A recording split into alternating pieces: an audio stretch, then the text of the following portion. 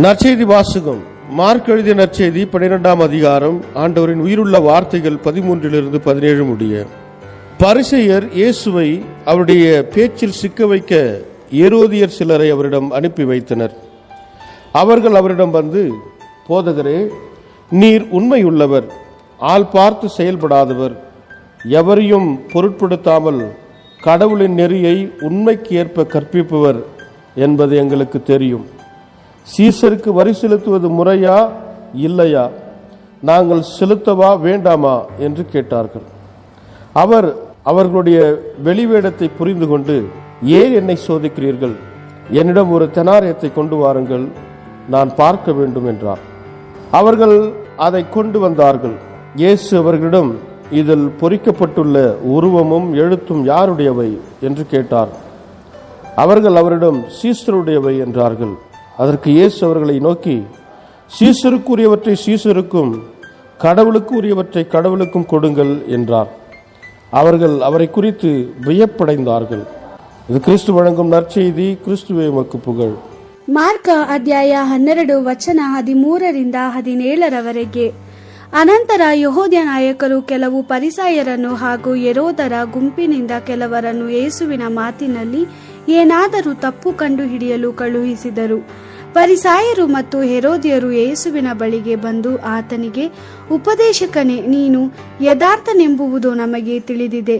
ನಿನ್ನ ಬಗ್ಗೆ ಜನರು ಏನು ಯೋಚಿಸುತ್ತಾರೆಂಬುದರ ಬಗ್ಗೆ ನಿನಗೆ ಹೆದರಿಕೆ ಇಲ್ಲ. ಜನರು ನಿನಗೆ ಒಂದೇ ಮತ್ತು ನೀನು ದೇವರ ಮಾರ್ಗವನ್ನು ಕುರಿತು ಸತ್ಯವನ್ನೇ ಉಪದೇಶಿಸುತ್ತಿರುವೆ ಎಂದು ನಮಗೆ ಗೊತ್ತಿದೆ.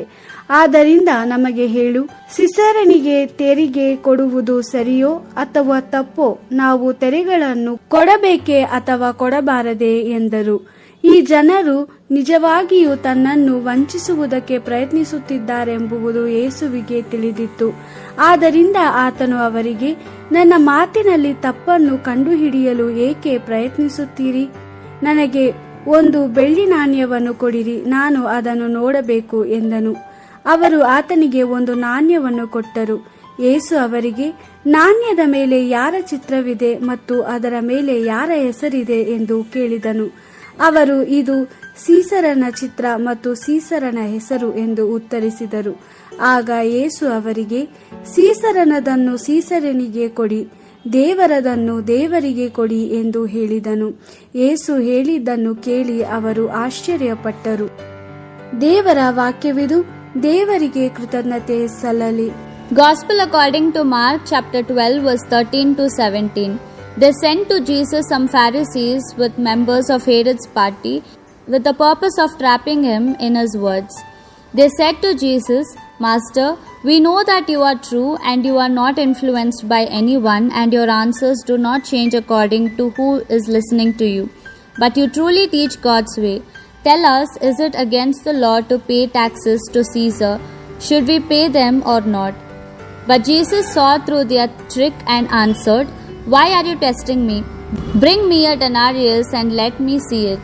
They brought him one, and Jesus asked, Whose head is this, and whose name? They answered, Caesar's. Then Jesus said, Pay to Caesar what belongs to Caesar, and to God what belongs to God. And they were greatly astonished. The Gospel of the Lord. Praise to you, Lord Jesus Christ.